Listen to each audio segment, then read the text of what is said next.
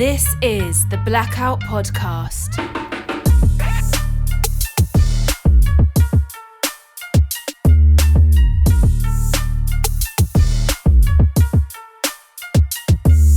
Hello and welcome to the Blackout Podcast, where I get to talk to amazing people that do amazing things. And today I have Brittany from Branding By Brittany. Thanks for coming to the show today. Oh, it's my pleasure. Thank you for having me. I know you're super busy. You're like everywhere, like traveling a lot and working on these things. And I just actually found out you're responsible for the beautiful logo for the Halifax Jazz Fest. Yes, yeah. Is this the first year you've worked with them? You know what? It's actually my third year working with the Halifax Jazz Festival. So it was really great that they came back for a third year to work with me. Yeah. And I'll be working with them again next year as well. Sweet. Yeah. How did year one happen? So year one happened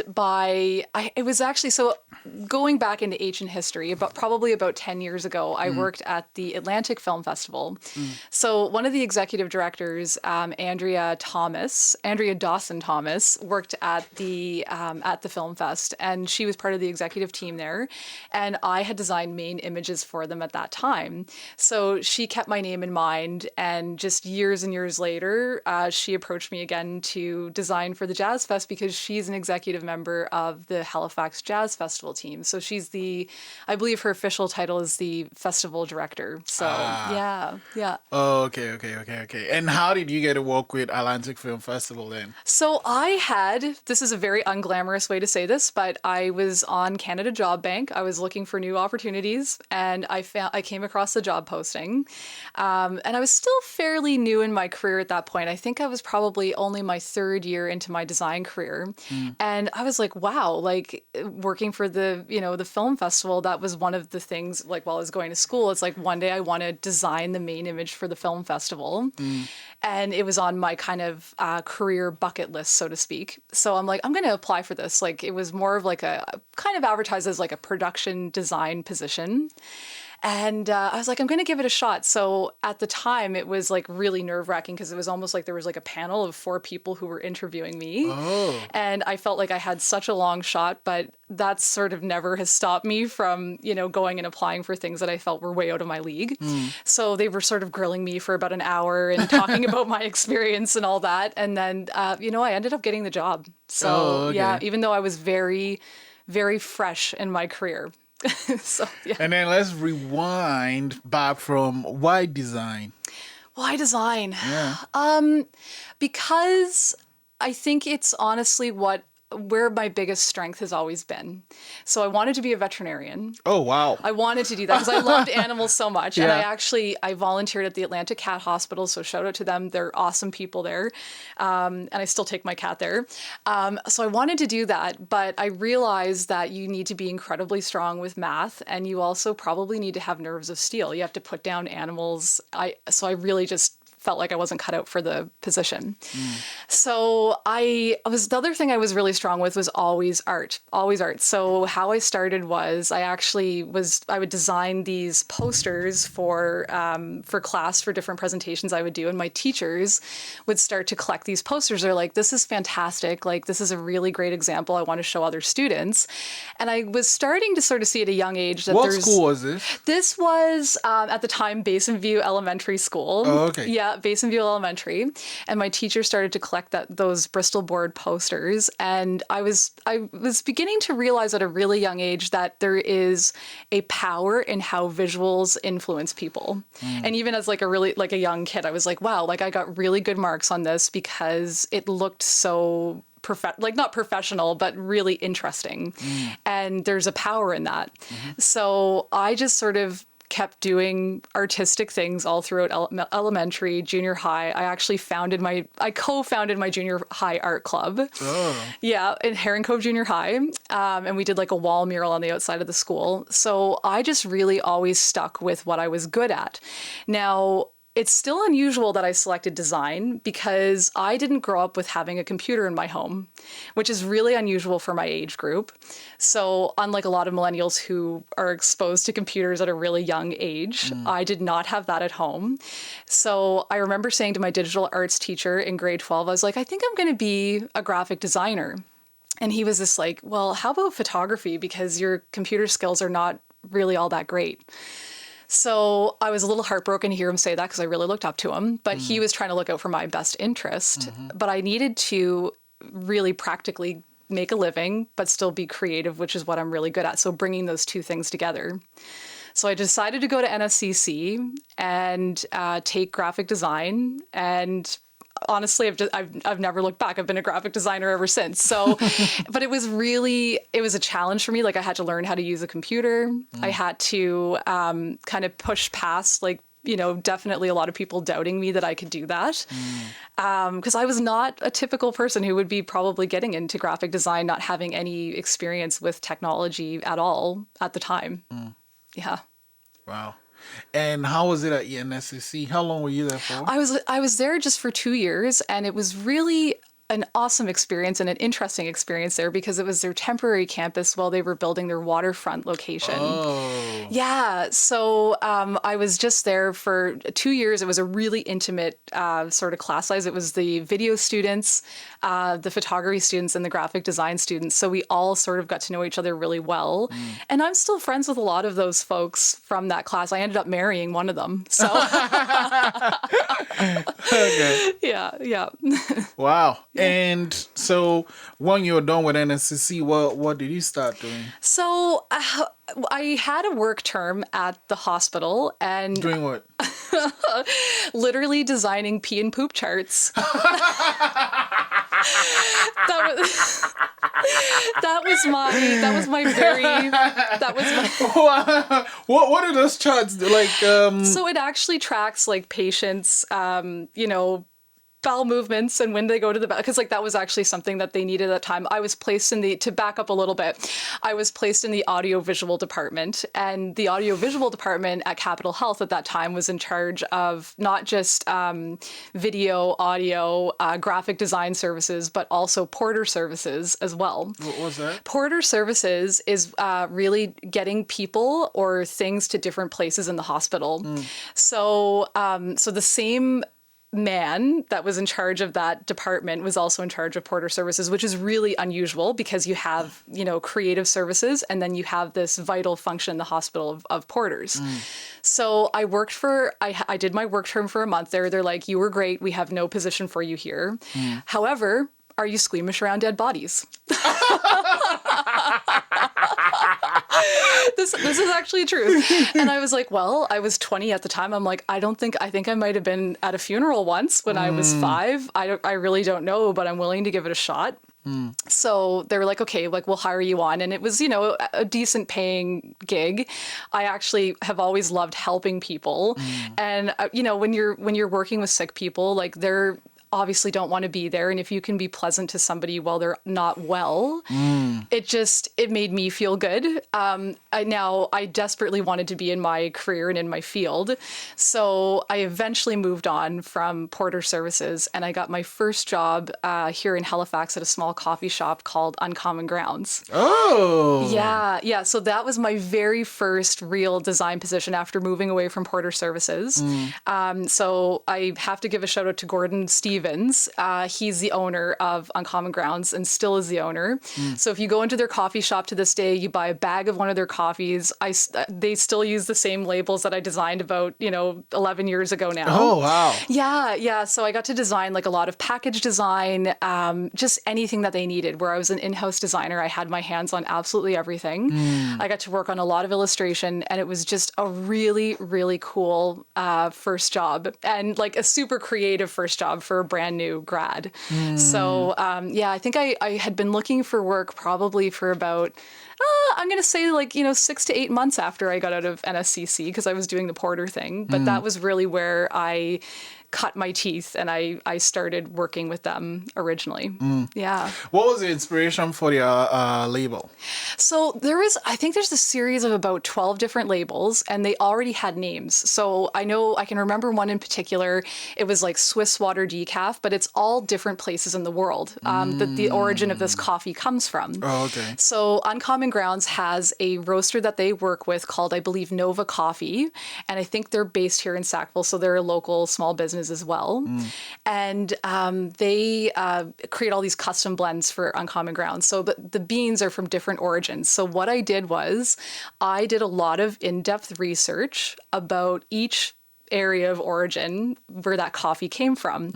So there's an Ethiopian roast, there is a Swiss roast, there is a Mexican roast, Guatemala.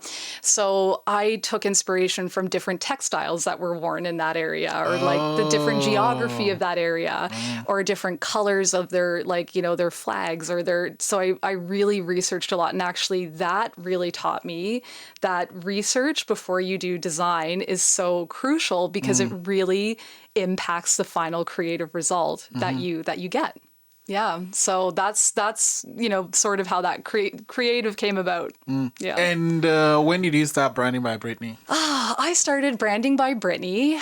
I'm going to say it was, so I love that you asked this question. Technically, according to the Registry of Joint Stocks, I started 4 years ago, or sorry, it'll be 5 years ago this year. However, I didn't really, there's a difference between registering a business and running a business. Yeah. There's a huge difference. Yeah, I know what you mean. Oh, yeah. So I registered my business in 2014 on August 15th. So it'll be my 5-year anniversary this year in my business. However, it was a very, very ungraceful jump into entrepreneurship. So for the longest time, I didn't think that entrepreneurship would work for somebody like me, as like somebody who's so creative, has no business experience. I just never thought that I'd be that kind of person to really fit that role. And I was never brought up, like my dad was a blue collar worker. My mom was a stay-at-home mom. There was no entrepreneurial spirit at all in our household. Like oftentimes you hear entrepreneurs talk, like they're like, oh yeah, like I had a lemonade stand and I did this and that. It's like, no. There was none of that for me. There was none of that for me. It was like, you're going to go work in an office for somebody else. So how it really started was that I was working at a local ad agency. So after I moved on from Uncommon Grounds, the Atlantic Film Festival, I then moved on to work at an agency. And I thought that I had it made. So at the time, Mad Men was on TV. So Mad Men really glamorized 1960s ad agencies. And I was like, I'm going to be Peggy. I'm going to be Joan. Like, you know, I can like work with a ton of exciting brands, have a bigger impact, move away from the smaller business in-house gigs, and really work in this larger scale. So was super excited to be there. And then I realized over the course of like the year I was there, like my contributions were not at all appreciated. I didn't have kids. So I, stayed and I worked really, really long hours. So I'd get in at like 9 a.m. in the morning and sometimes leave at 3 a.m. Oh, wow. Yeah. And then it was also not to, I'm always delicate with how I talk about this, but when you appear really young, and I was really young at the time, I was 24, and you're a woman, you're just not sadly taken seriously. And it was a huge barrier to my success there because I just really wasn't at all taken seriously. So there was other things that happened in the agency, and it was an incredible experience, but I ended up getting so stressed out that I developed chronic migraines. Holy smokes. Yeah. So what ended up happening was that I'd be working at my desk and I would actually start to lose my vision. So, when you're looking through privacy glass in a bathroom and the glass is sort of obscured a little bit, the blindness would start that way and creep in to where I couldn't see anything at all. Whoa. So I'd have to go home. And there was one day that I was just sort of one of these episodes I had, and I was lying in my bed and I was just so miserable because I really was not a fit at this place. And I was just like, you know what? Like, I can't do this anymore. And that's really how my business started. So in 2014, I went out and registered. But then after that, I got a really large contract working for another local business organization here called the IWK Foundation. And they were amazing to work for. The problem is that instead of running my business, I was like, this is great. I'll have a few hours that I work here, and then I'll start building my business on the side. These guys will be my bread and butter. I'll build my business. So what they're doing at the IWK Foundation is amazing. Totally aligns with my values and my ethics. Like they're fundraising for women and children. They just recently installed like a state-of-the-art NICU through their capital campaign.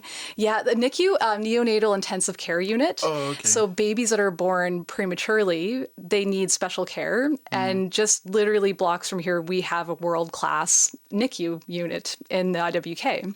So a lot of the work I was doing, helping them work on their capital campaign and doing the graphic design for that. And it was so in alignment with what I wanted to be doing. I wasn't working for crappy corporations at an ad agency. I wasn't like, this is like, I'm versioning out the 500th billboard for these people who are doing awful things, like not doing anything for their community. Yeah. And I did a total 360 when I went out on my own. And I was like, I'm going to work for people doing really good things and use my abilities for really good things.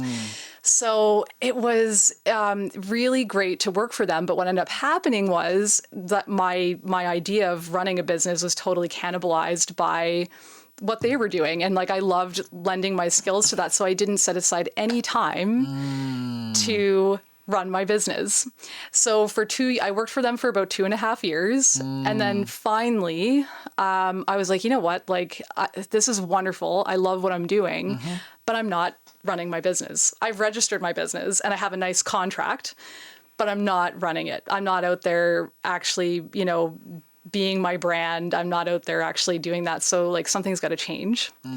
So right around that same time, I started working with a mentor who I have to mention. Her name is Eleanor Beaton. And Eleanor is a women's leadership expert. I'm probably not really saying her title right, but basically she totally changed my life. And she was like, look, like in order for you to really make a business, you have to make the jump from being an in-house designer, like really a worker bee, as I would explain it, to a queen bee. You really have to start running your own show. So with her like support and guidance and coaching, I finally found the courage to just like go out on my own. So I have been out officially on my own and running my business for 2 years. So like 2.5 years, I guess you'd say. So even though it's been 5 years I've been registered, it's really only been 2.5 that I've been running it. So that's a really long, meandering way to answer your question with how long. No, it does. And do you remember the first thing you did after you got off IWK? Yeah. Okay. So the first project that I worked on, I'm trying to remember. I actually did Eleanor's rebrand for her. Oh. Yeah. And I worked actually for another local artisan here named Alicia Boyd. And Alicia owns Luxie Studio Works, and she's based here in the North End, and she creates custom lighting fixtures. So I absolutely love working with artists. And she crafts these beautiful lighting fixtures. They're world class. Actually, her work is in City Hall right now. Oh, wow. Yeah, and she was just really cool to work for. So I designed all of her marketing materials and her brand and whatnot. So that was a contract I worked on. Another contract I worked with was with Leslie Armstrong, and Leslie owns a weaving studio in La Have, Nova Scotia. She has a big, beautiful studio down there, and she teaches people how to weave. So she needed a brand. Yeah.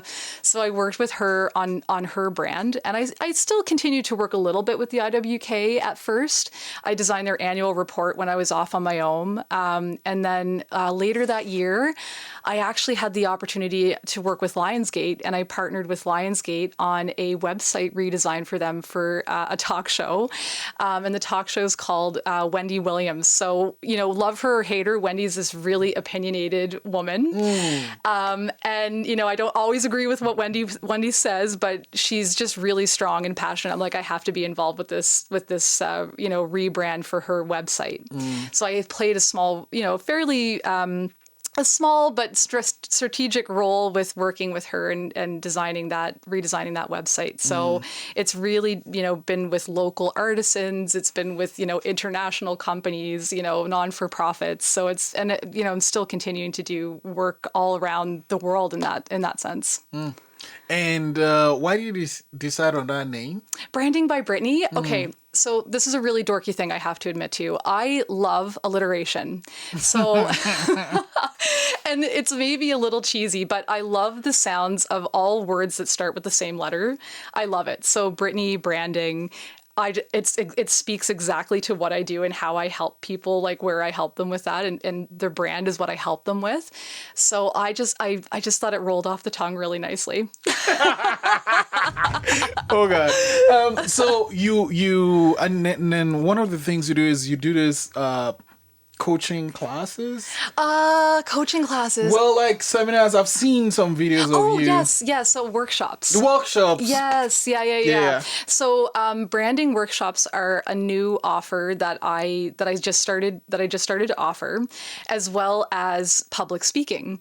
So public speaking, and for anybody who's listening to this and they're terrified of public speaking and they think they can't do it, I'm here to tell you that you absolutely can do it, because I can do it. And, and I am like just scared to death of public speaking. Like even, before doing this today, like while I was going to bed last night, I woke up a couple times last night. I'm like, I have that interview tomorrow. So, oh my gosh. So, and it's just, I'm a really big introvert. So it takes a lot of energy for me to really put myself out there in a really visible way. But this is what I coach people to do. And I know that I need to push myself and, get outside my comfort. So doing the workshops, I love that because I'm educating people in an area that I'm passionate about. And, it gives small business owners the tools to understand how to really get the most out of their brand, to understand what their brand does for them, what it doesn't do for them. So I think it's an area that a lot of people don't have education in, and I do. So I love sharing that, that wealth of experience in that sense. And public speaking is a really new one. And it's just really, it pushes me and it scares me to death. It's like my version of jumping out of an airplane. Okay. Yeah. Then when someone meets you, I'm like, okay, I need you to work on my brand and stuff. How do you define a brand first? I define a brand. Geez, I know that there's probably a really great succinct way to say this, but your brand is really, at the end of the day, if you boil it right down, your brand is how you make somebody feel. That's all that a brand is. So now a brand is many different things. So it's how you show up with your wardrobe. It's how you, the words you use. It's your logo. It's your website. And it's most importantly, not just your logo. A lot of small business owners think that their brand is their logo, but your logo doesn't mean anything if your brand doesn't mean anything. So how you make your brand mean something and you build in brand equity is really through how you show up. So what's the content you're producing? What are you saying? How are you showing up physically? How are you making somebody feel after you've talked to them? Like, what's the energy that you're bringing? What's the perspective that you're bringing? How are you making somebody feel at the end of the day? That's what I would say a brand is. But I'd also say that your brand, more importantly, is also it's your sales team. It really is. And I think oftentimes why folks don't want to invest in branding is because it is an investment. It is expensive. But they don't realize that you're creating and crafting a perception. And if you're not investing in a certain way and to show up a certain way, you're maybe going to miss out on your ideal customers who you're trying to reach. So I really would argue that yes, brand is how you make somebody feel, but it's also your sales. It's your bottom line as well. So that hopefully that answers your. What are some logos you like? Not necessarily ones you've created, but just in general. Yeah. I really like Airbnb, and the reason which one? The current one. Yeah, the new one, and I love it because I feel like there's a story there, and anytime that you can really tell a story through your brand, that's really what brand is you're telling a story. I love that. I think it's really clever. What else? There's so many, like logo design really is an art form in itself. So I also really like, and I wouldn't say that it's necessarily their logo, but I really like MailChimp's brand. Oh, yeah. And the reason I love that, and I've talked about this before, is that when I did my first email campaign, I got a pair of free socks in the mail with them congratulating me that I opened up my first email list. And I was like, how cool. So like, even to this day, like I'll put on my MailChimp socks and I kind of smile. And like, that's an example of really great branding because they actually get super close to the customer and they make that customer feel a very certain tangible thing. Talking about branding, I want us to talk a little bit about why you decided to do what you did for The Jazz Fest. Yeah. Oh, yeah, definitely. So, Cool. yeah. We'll just hold it right there. One sec. So we'll just pick up from that and then we'll do the B-roll later. Yep, for sure. So One sec. Sorry, I didn't go again. So what is going to happen is we are going to come back as if we've already talked about it. Oh, okay. Because we are going to talk about it after this one. So wait, are you saying I just started rolling again, but you want us to do No, we'll just no, we'll do the B-roll after this. So we're just going to continue as if we've done the B-roll. We're not going to have any dialogue though. You should pick up the conversation right from where you Yeah. Okay. Yeah. So the Jazz Fest. What is the story about that? How did it decide? I know this is year 3, but I mean, each year has to be different. I'm curious about what was the inspiration for this year's one. Yeah. So like you mentioned, it's my 3rd year doing it. So it's almost like you're competing against yourself when you're doing it, another image again. So the inspiration this year, I sat down with the Jazz Fest team and I just wanted to see, I was asking them, okay, it's like, what do you want to achieve this year? Like, what's different from last year? What are your biggest things? So the challenge is that they have an incredibly loyal and established audience. And like total diehards, they will show up rain or sunshine, like every year, no matter what, like they're going to be there. The trick is that they also want to start attracting a newer demographic as well. So you're probably going to see this a lot in the Halifax market because we have the boomers who are aging, as we know, like my parents, right? They're aging and like obviously their interests are shifting away, but attracting a younger, newer audience, somebody who may have been intimidated to come to the Jazz Fest. The Jazz Fest, obviously it could appear like it's a bit exclusive and it's really not. It's incredibly inclusive. So with this year's design, it was really important to the team that it looked inviting, friendly, celebratory, and diverse because the Jazz Fest totally celebrates diversity in sound, in experience, in culture. So really appealing to that new audience and really to welcome them in and to bring them in. So it's like, maybe you've had a hesitation, you've never checked it out before. This design is like, you know what? It's friendly, it's fun. Just come and check it out. So that's really the inspiration behind it, was really making it very inclusive and fun. How do you find time to work on that? Because I remember you were pretty much traveling and, this... Yeah. I remember you were traveling a lot while working on this. Yes. Yeah. So it was a real balance. And something like that, it may not even look like much the end result, but it takes an immense amount of creative energy. Exactly. Like immense amount. So I made sure to block my schedule. So certain times when I would only be focusing on the Jazz Fest and like the Jazz Fest is my only priority. And no pressure because the whole city's just looking at it, right? Like no pressure at all. And then your name's attached to it very publicly. So I just really focused. Honestly, I just really focused. So when I was with that and I was working on that, I was only with that. So really for me to take my next best step with that was just to focus with it. That's honestly, I know it sounds simple, but that's what I did. Yeah, because I know you had the thing in Moncton and then the one in New Brunswick and Yep. Lots of travel, and you still fit in a holiday there too. Yeah. Then I went to Toronto after that. Exactly. Yes. Holy smokes. So when I saw your name, I was like, how does she do all that? Does it help that your partner also is also a creative? Yeah.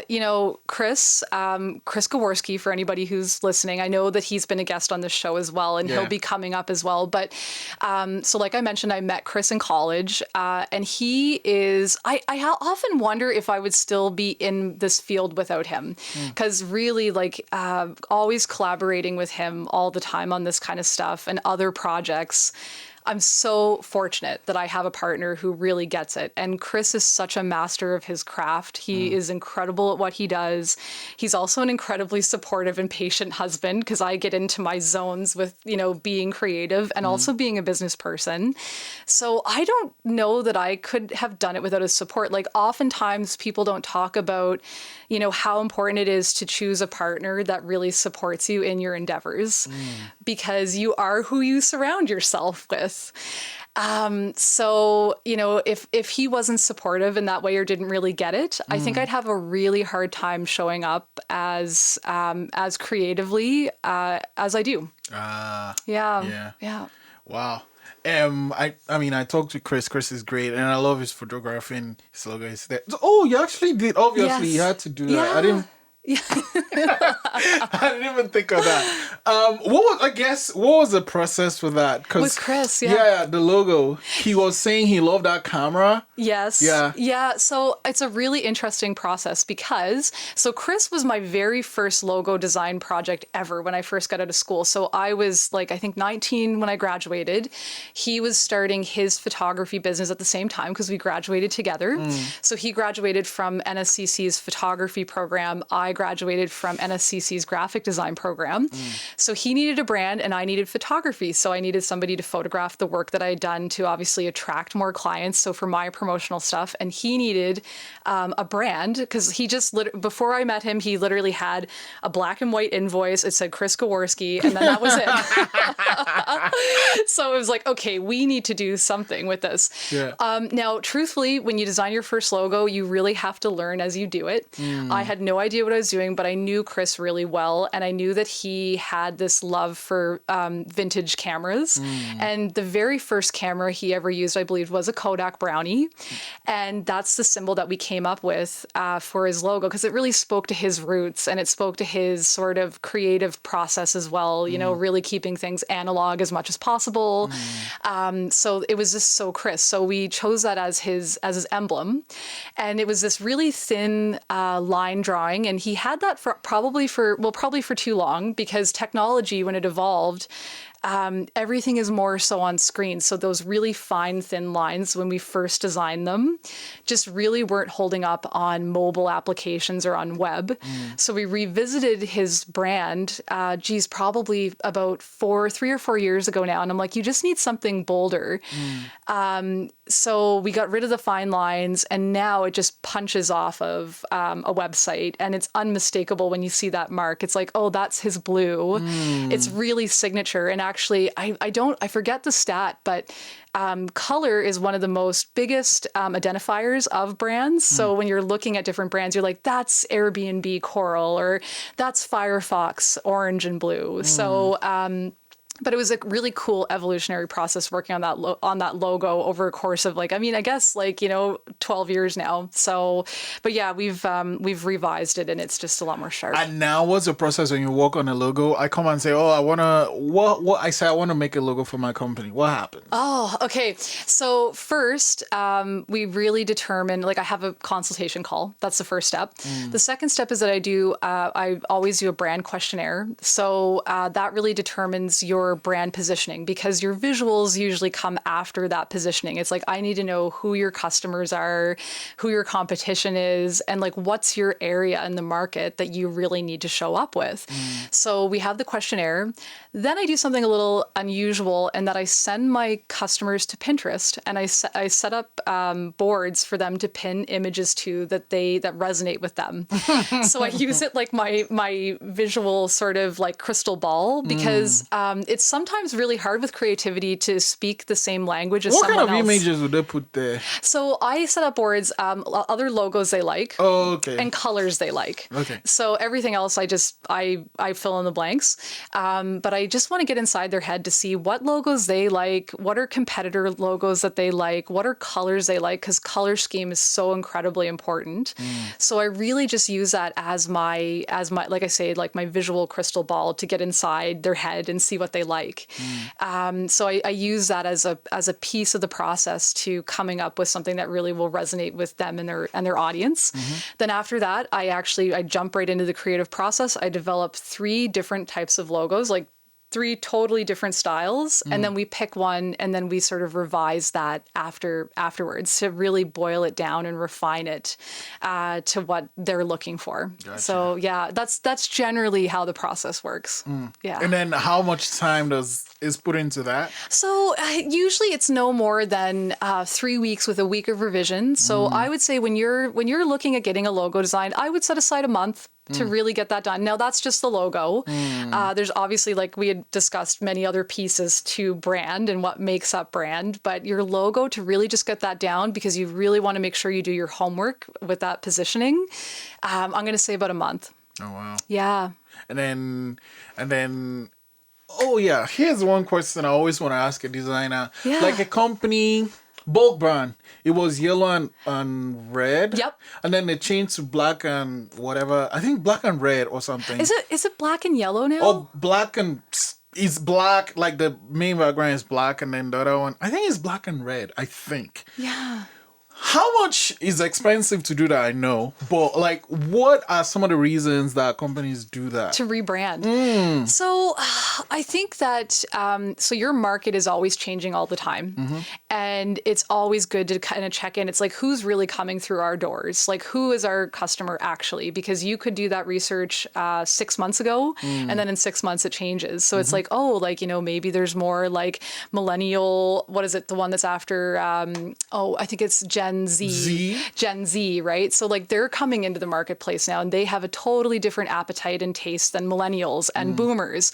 So really doing your, market research and understanding, how you should be showing up is incredibly important. But technology changes, trends change, and you need to make sure that your brand is also translating appropriately on multimedia as well. And usually you want to look at either tweaking your brand or, editing it a bit, probably within no longer than 5 years. And that's not to say to totally change everything. Even just slight adjustments can really work. Like sort of what we were talking about with Chris, we still kept his main image with the Kodak Brownie, but we just really kind of redesigned it to be more simplified. You see that with Instagram as well. They had that old camera. And then they made it orange and blah, blah, blah. Yeah, and they just simplified the lines. So it's just really understanding trends that are happening in technology. Who's the customer? Who are you really talking to? So that's why you would change those things up is really tech and your customer.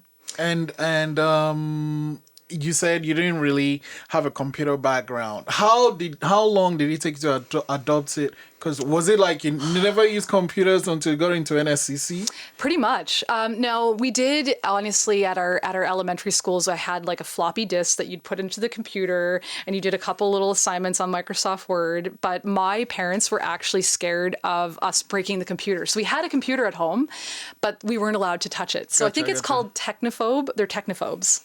Or Luddites, I guess. I don't know.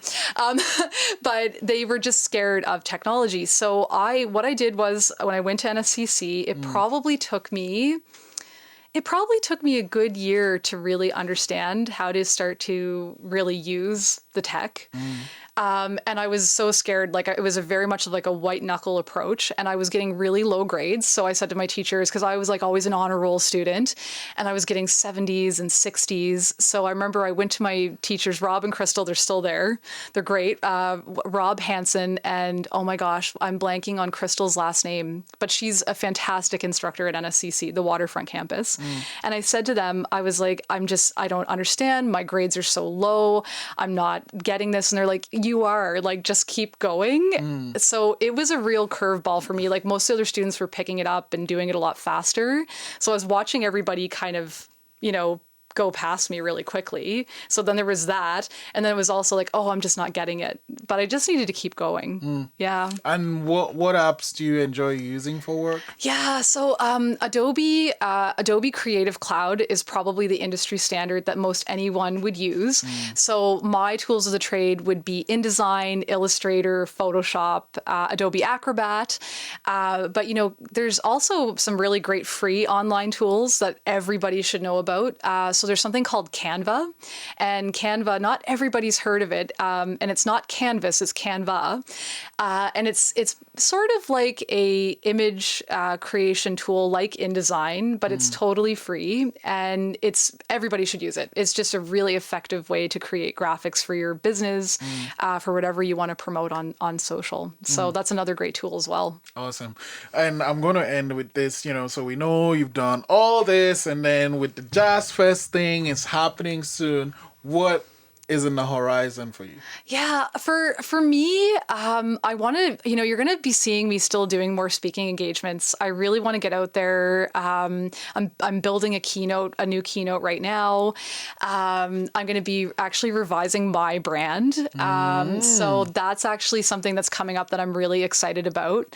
But yeah, like really designing that keynote, kind of editing my brand and to better reflect where I'm at. So just walking my talk. So those are probably two really big things that are coming up right now. I've also added wardrobe consultation to my roster of services. Oh. Yeah. So you're going to see a lot more, because really your wardrobe is a huge piece of your brand. So how you're showing up like physically is a huge representation of your business and what you offer. So that's something else that I'm going to be working on adding in as a service over the next 6 months or so. Awesome. Yeah. Wow. Yeah. Thank you so much for coming in, Brittany. Oh, thank you for having me, Israel. Yeah, I'm now like, oh yeah, that Jazz Fest thing? I know someone that worked there. Thank you. You're welcome. My pleasure.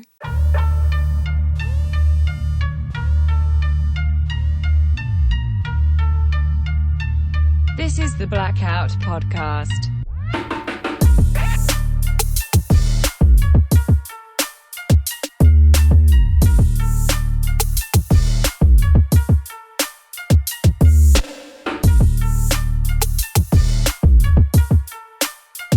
Thanks for listening.